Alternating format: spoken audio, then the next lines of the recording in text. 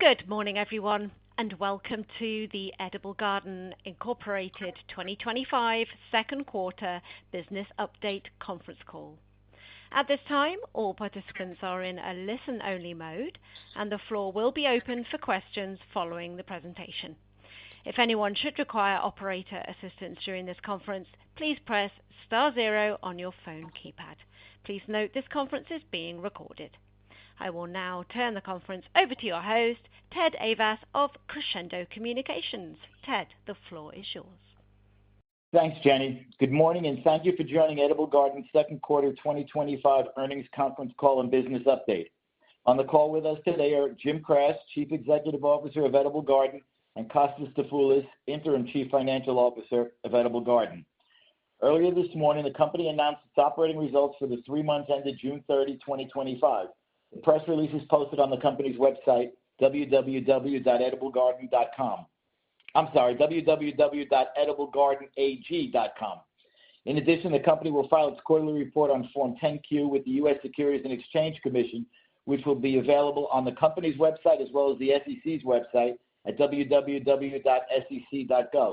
If you have any questions after the call or would like any additional information about the company, please contact Crescendo Communications at 212-671-1020. Before Mr. Kras reviews the company's operating results for the quarter ended June 30 and provides a business update, we would like to remind everyone that this conference call may contain forward-looking statements. All statements other than statements of historical facts contained in this conference call, including statements regarding our future results of operations and financial position, strategy and plans, and our expectations for future operations, are forward-looking statements. The words aim, anticipate, believe, could, expect, may, plan, project, strategy, will, and the negative of such terms, in other words, and terms of similar expression, are intended to identify forward-looking statements. These forward-looking statements are based largely on the company's current expectations and projections about future events and trends that it believes may affect its financial condition, results of operations, strategy, short-term and long-term business operations and objectives, and financial needs. These forward-looking statements are subject to several risks, uncertainties, and assumptions as described in the company's filings with the SEC, including the company's annual report on Form 10-K for the year ended December 31, 2024.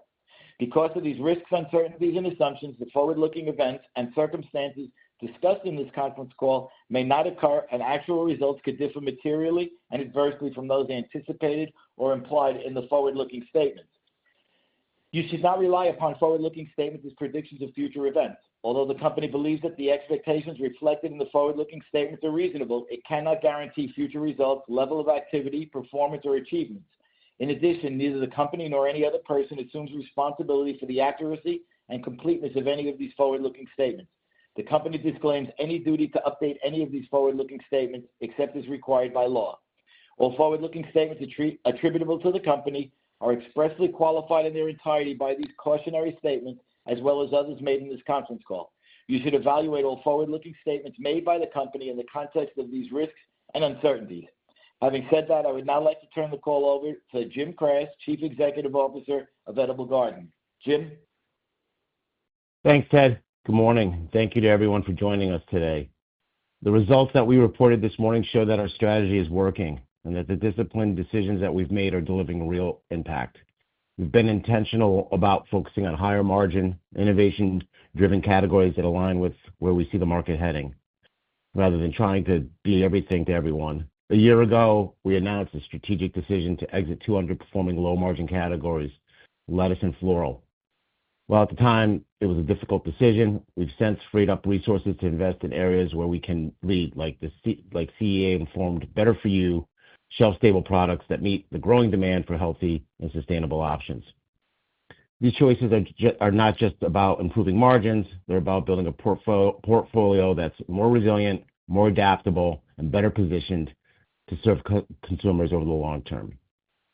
We believe this strategy has right-sized our product portfolio, expanded capacity for a core portfolio, and over time will not only drive profitability, but also strengthen our role as a trusted provider of wellness-focused solutions to consumers around the world. These results give us a solid foundation as we look ahead, and I'm excited to walk you through the highlights of the quarter. Private label products sold through major big box retailers delivered a standout second quarter performance, climbing 19.1% year over year. This growth was driven by expanded retail programs and strong sell-through of our sustainably grown, CEA-produced herb products that continue to resonate with consumers seeking freshness, quality, and sustainability. These results underscore the strength of our retail partnerships and our ability to capture share in higher margin, demand-driven categories. That momentum extended into our core produce category, with hydroponic basil leading the way, growing 7.1% quarter over quarter, followed by potted herbs up 6.4% and wheatgrass up 4.1%. These results highlight the enduring appeal and consistency of our core offerings, supported by our controlled environment agriculture model, which delivers reliable quality, yield, and sustainability advantages while exceeding major retailer fill rate expectations, consistently delivering at 98% or better. In the second quarter, we made significant progress on our strategic priorities, innovation, brand expansion, and operational sustainability. Furthermore, we've clearly defined our Better For You market strategy. This is made up of three key pillars: our existing fresh produce and fresh condiments, farm-to-formula supplementation, and performance beverages. Our fresh produce segment posted unit growth, supported by new product introductions and ongoing consumer loyalty. A notable highlight was the launch of Kick Sports Nutrition line on Amazon, which expanded our digital marketing reach, introducing the brand to a broader and stickier customer base and strengthening our direct-to-consumer engagement. Early results from these efforts drove an increase in e-commerce sales, demonstrating both the scalability of our product portfolio online and the growing strength of our digital sales. We also advanced brand expansion initiatives with continued retail growth of Pickle Party, which is gaining strong consumer traction, and celebrated the debut of the industry's first USDA organic hydroponic basil, further reinforcing our leadership in sustainable agriculture. Together with robust gains in our non-perishable lines, these achievements are diversifying our revenue streams, enhancing long-term portfolio resilience, and positioning Edible Garden to capitalize on emerging opportunities. Internationally, revenue grew 66.5% as we secured new distribution partnerships and expanded retail placements in key global markets, providing a broader platform for sustained growth and global brand visibility. Demand for Better For You CPG products continues to rise, creating a powerful tailwind for our business. Globally, the functional food and beverage market is projected to expand from $400 billion to $610 billion by 2030, according to Virtue Market Research. In the U.S., sales of natural, organic, and functional products are expected to reach $386 billion by 2028, growing at roughly 5% annually per the Nutrition Business Journal. With a differentiated brand portfolio built around innovation, sustainability, and wellness, we believe Edible Garden is well-positioned to capture share in these large and fast-growing categories and benefit from these long-term trends. As these consumer preferences increasingly influence the fresh category, our produce business is equally poised to deliver exactly what today's shoppers are seeking: fresh, sustainably grown, and high-quality products that align with their health and lifestyle goals. On the operational side, we took a significant step forward with the acquisition of Natural Shrimp Aquaculture in Iowa, now operating as Edible Garden Prairie Hills. This site expands our R&D capabilities in aquaponics, supports year-round climate-controlled production, and brings with it a portfolio of patented water treatment technologies that recycle water, improve yields, and reduce environmental impact. These patents are now part of our IP portfolio, giving us exclusive rights to advanced aquaculture methods we can not only use at Prairie Hills, but potentially across our entire growing network, strengthening both our competitive position and our sustainability profile. Its central Midwest location also gives us a real advantage in distribution, allowing us to get products to retailers faster, lowering our transportation costs, and delivering fresher products to customers. And with plenty of room to grow, Prairie Hills provides the capacity and flexibility to scale production and roll out new product lines, making it a key driver of innovation, efficiency, and long-term growth. The second quarter proved that our strategy is working, and we're just getting started. We're delivering growth in categories that matter most, expanding into high-margin opportunities, and strengthening our leadership in sustainable, innovation-driven food production. The acquisition of Prairie Hills adds powerful new capabilities in aquaponics, R&D, and distribution that position us to scale faster, operate more efficiently, and bring even more differentiated products to market. With strong market tailwinds, a growing portfolio of brands consumers love, and the infrastructure to support our ambitions, we're entering the next phase of our growth story with confidence, momentum, and a clear path to creating long-lasting value for our shareholders. With that, I'll turn the call over to Kostas Dafoulas, our interim CFO, who will interview the financial results for the quarter ended June 30th, 2025. Kostas? Thanks, Jim, and good morning, everyone. Revenue for the second quarter was $3.1 million compared to $4.3 million in the same period last year. The year-over-year decline primarily reflects our strategic decision to exit the floral and lettuce categories, which accounted for roughly $740,000 of the difference. While we haven't yet fully replaced the revenue from floral and lettuce, these categories carried high costs and low returns, and they didn't align with our focus on higher margin opportunities. Gross profit came in at $634,000 compared to $1.6 million in Q2 of last year. The decrease was driven by changes in product mix, lower sales volume following the category exits, and some margin pressure for increased investments in infrastructure and personnel. We view these investments as necessary to enhance scalability and improve efficiency over time. Selling, general, and administrative expenses were $4.2 million compared to $2.7 million last year. The increase was mainly due to expenses related to the natural shrimp asset purchase and legal expenses related to Orion and our capital market activities in the quarter, along with increased labor and raw material costs. Net loss for the quarter was $4 million compared to $1.9 million in the same period last year, with the change largely reflecting the higher SG&A expenses. Over recent quarters, we have taken decisive steps to strengthen our balance sheet meaningfully, reduce leverage, while enhancing our equity base. These actions position us to execute against our strategic priorities with greater financial flexibility. We closed the quarter with $2.8 million in cash and remain focused on driving inventory efficiency through improved production planning and optimized distribution, supporting both margin expansion and cash generation. And with that, operator, please open the line for questions. Thank you very much. We will now be conducting our question and answer session. If you would like to ask a question, please press star one on your phone keypad now. A confirmation tone will indicate that your line is in the queue. You may press star two if you would like to remove your question from the queue. For anyone using speaker equipment, it might be necessary to pick up your handset before you press the keys. Please wait a moment whilst we poll for questions. Thank you. Our first question is coming from Anthony Vendetti of the Maxim Group. Anthony, your line is live. Thank you. Jim or Kostas, I was just wondering if we could dive a little bit deeper into the numbers on private label. What percentage is that a growing part of your business? What percent of your revenues is private label? And then I have a couple follow-up questions. Kostas, you want to do this one together? I'll start, kind of high level strategy, and anything you can sort of add in the way of, percentages, or reinforce what I have to say. That'd be great. Look, it's a growing part of our business. There's been a huge shift over the last few years. I mean, all you have to do is, obviously read the papers, to see that as it relates to these retailers, looking to shift as many natural brand equivalents to their portfolio and private label. So our business on the private label side continues to grow significantly.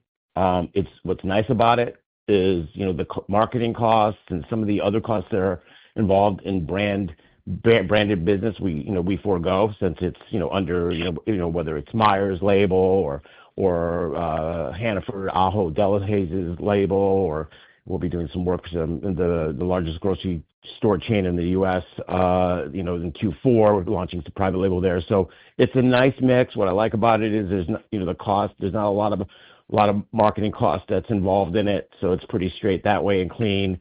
And it's consistent, and it's usually contracted.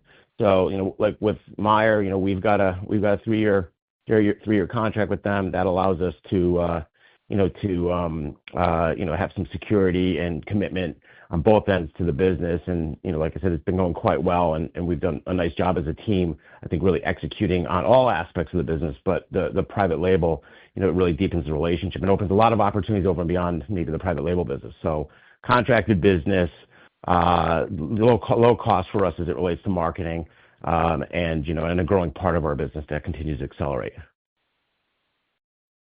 Yeah, and just to add, Anthony, to what Jim said, kind of we started down this private label path, about a year ago, with the contract that Jim mentioned, with Meijer, and we've seen kind of now some positive results of our efforts partnering with these retailers, particularly Meijer, as Jim referenced, which is probably the largest piece of private label, is seeing some great growth. It's at about 19% in dollars and about 22% in units.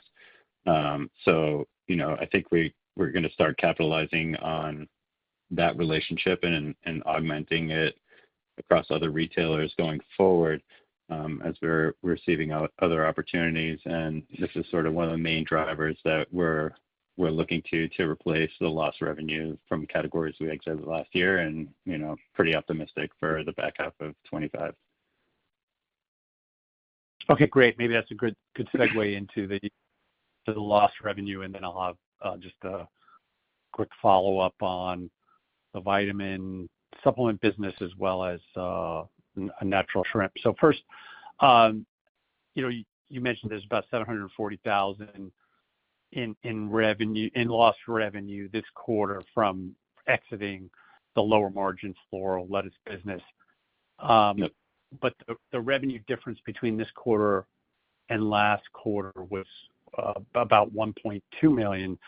So what accounted for the other, or for the remainder of the shortfall, and what part of the business or what categories were not? Yeah, I think I know again that. So yes, you're correct. Floral and lettuce, did contribute, majority of that change.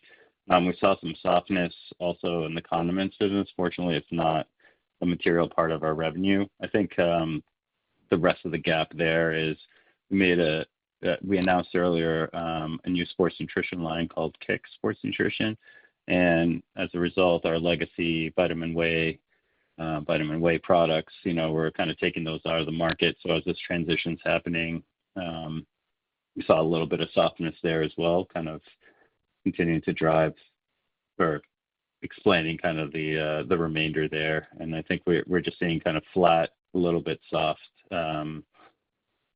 year-over-year comps on the core portfolio of herbs. But, as we look to the back half with Kick coming into market and coming online with a bunch of our retail partners, we're confident that, the lost revenue will get replaced with these opportunities and more that are coming. Okay, and these opportunities in terms of Kick Sports Nutrition, and these are the higher margin products, correct? Yes, that's right.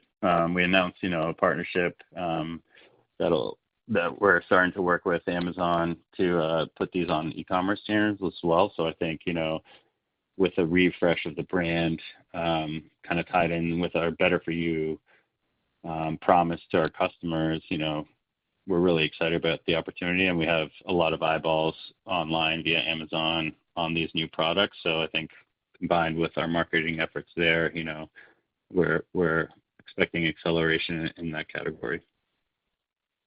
Okay, thank you. And lastly, on the natural shrimp acquisition, maybe just a quick overview of what that brings to your portfolio. So, it brings quite a bit, and mentioned it in the call. First of all, it's a big facility. It's 6.2 acres. We've made an announcement a couple weeks ago, I think. We've rebranded it Edible Garden Prairie Hills. It's located in a central location. It's a few hours from some of the major retailers in the Midwest distribution centers, Target's big distribution centers, not that far from there. So there's great. It expands our penetration and reach even more westward and, towards the coast, and leveraging and extending both the Midwest facilities. Additionally, there's that patent portfolio that came along with it, which will help with water treatment, lowering our costs, as well as improving our sustainability, profile. We've got some pretty major plans for that facility to not only drive R&D, but to really become a functioning sustainability hub with some, next generation products that are higher margin, that align with our relationships. I can't talk too much about it. That's in development. It's incredible. It's very, very significant. We're working with one of the, major retailers to help develop, a facility that would host and drive some of their private label nutraceutical business. And then obviously the rest of it would be, kind of filled in with our branded products, as well as any other new business that we pick up. So, multifaceted facility, big facility, and dedicated workforce out there that's excited to have somebody, Edible Garden, come in and breathe new life into what I think is just really a fantastic, like I said, multifaceted facility that's going to do quite a bit, and I think it's going to really expand our capabilities. And we've already started that process. So, I'll be, I'm more than happy to answer any other questions around that or any specifics, Anthony. No, that was helpful. Thanks for all the color. I'll hop back into the queue. Thank you. Thank you, Anthony. Thank you very much. Just a reminder there, if there are any remaining questions, you can join the queue by pressing star one on your phone keypad now. Our next question is coming from Nick Pincus of Forest Capital. Nick, your line is live. Great. Thanks for taking the call. First off, congrats on the progress that you're making in executing the new business strategy. My first question, just in terms of the seasonality, we're traditionally very seasonal, with Thanksgiving and the holidays driving significant revenue. And I was just wondering if you can give us a little bit of color around what you're anticipating in the fourth quarter. Well, yeah, look, in Q4 for our business is the Super Bowl, right? So you get, the two main lines of business, let's call it the Edible Garden branded fresh business, and then you've got the Edible Garden vitamins and supplements business. Both those businesses, Q4 is on the produce side, across all those segments, the sub segments too, as well as private label. That is a big holiday programs that start in the beginning of November and run really through the middle of January. I think what's great about this is, as we continue to evolve as a company, we've really been able to identify not only what it is that we need to do, but how to start to do it, where we are much more efficient and our labor costs are much more stable, because we can anticipate and add in the revenue. Look, that part of the business continues to grow. We've already got our pre-orders in for Q4, and there's a significant increase there, to be quite frank.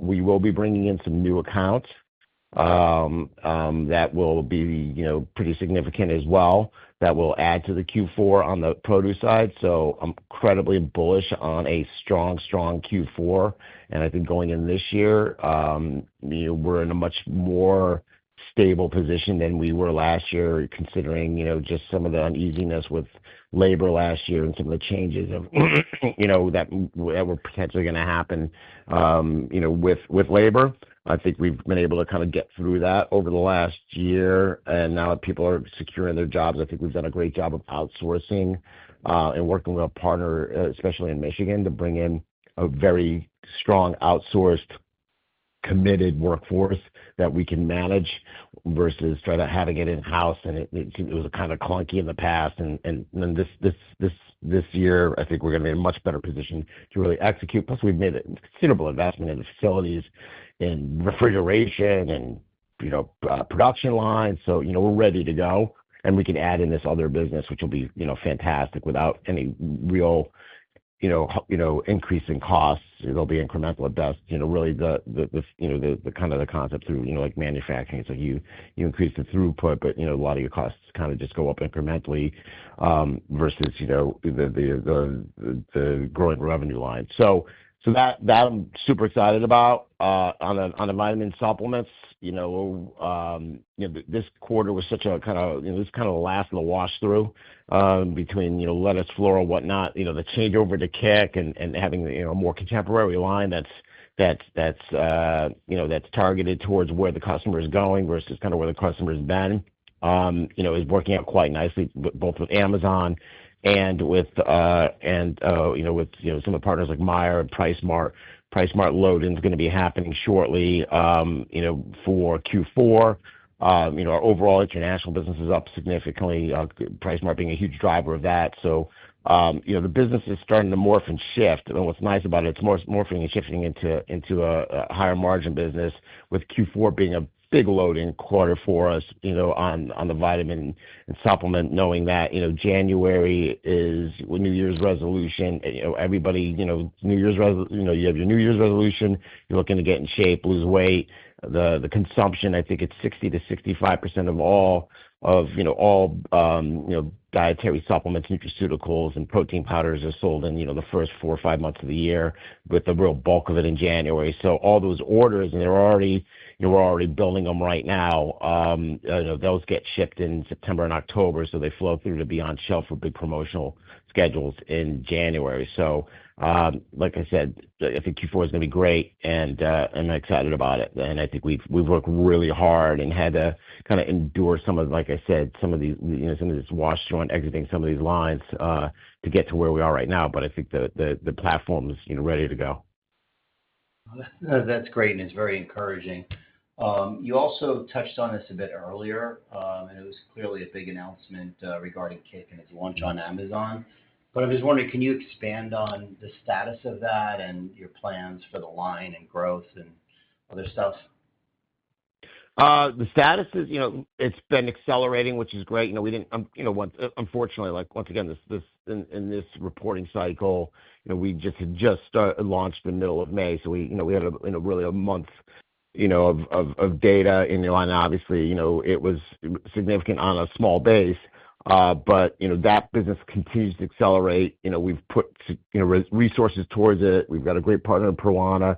We got a great buyer at Amazon, who's got a real interest in better for you products, understanding where the category is going. So having that kind of support, out of Seattle is fantastic. And, this is a big category for them.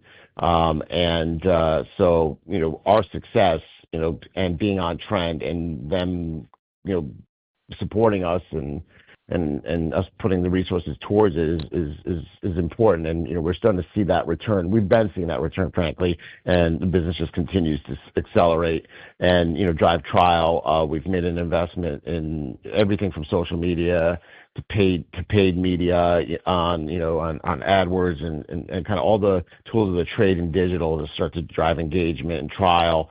We've got great reviews online, and so that's really great. We've got 2 new items, our pre-workout, post-workout. Once again, better for you position. Those will be launching at PriceSmart, as well as some other retailers in the next probably 45 days for that Q4 load-in that I'd mentioned, as well as online at Amazon. And what's great about that is you continue to not only differentiate yourself, but you expand the portfolio. And the retail rings are great on this. The margins are good on it. We've got a great manufacturing partner who's helping us with it. And as we continue to drive it, it'll help drive not only innovation, but it also is driving a lot of the other private label opportunities that we didn't speak too much about on the vitamin supplement area, which it's kind of haloing the whole business, as it relates to, hey, if Edible Garden can do what they do in produce in such a difficult category at such a high rate of excellence, imagine what they can do in more shelf-stable products. And they're driving this innovation, and they're really the first company out there with this farm to formula notion that is taking the greenhouse and marrying it to to finished goods. Like I said, I couldn't be more happier about where we are right now and how we've evolved over the last couple of years to get into this position to really be a leader. That's fantastic. And lastly, you mentioned the international business being up. Can you just expand a little bit on how those markets fit into the longer-term growth plans? Well, what's great about it is, look, it's hard to ship basil from, Michigan or Iowa or New Jersey to the Caribbean or South America, right? It's not going to make it unless it's dried or processed. We have our limitations geographically and based on transportation, how much we can sort of stretch outside of a certain area with the greenhouses without putting a greenhouse up. And we all know that our competitors who are no longer around, most of them, they tried to, build greenhouses everywhere, and then they just kind of ran out of gas because they either didn't have the relationships or the revenue, or the capex was so high. And we've been so prudent with our money, repurposing facilities. We've proven that, with our Heartland facility in Grand Rapids and servicing Meyer and the Midwest, and now what we're doing out in Iowa. But the reality is these shelf-stable products, whether it's the vitamins and supplements, which has driven the majority of that growth that you see, and the growing demand globally for protein. And, once again, all you have to do is read the papers to see, that people are bringing in more and more protein. And look, and people want better for you products. They're reading labels. They don't want some of these nasty ingredients and preservatives. And so if we can meld that freshness with shelf-stable products and position our products to capture that demand, we're gonna not only see that stateside but internationally, and we see that, like I said, on the vitamins and supplements, and I think that's just a start. We're working on some very interesting new products that should align with other type of products that extend outside of vitamins and maybe even more to functional foods. We see that with Pickle Party and some of the big box opportunities there. But all those products, because they're more shelf stable, allow us to have more global reach with them, and partner with with some of these more bleeding edge retailers like a Price Mart that's trying to bring in goods to their into these different markets that are on trend, and that they know that consumers want beyond the U.S. So super excited about that part of the business. It's been on fire lately, and I don't see it stopping, which is awesome. That's great. Well, good luck and keep up the good work. I appreciate it. Thank you, Nick. Thank you very much. Well, we appear to have reached the end of our question and answer session, so I will now hand back over to the management team for their closing comments. Thank you very much.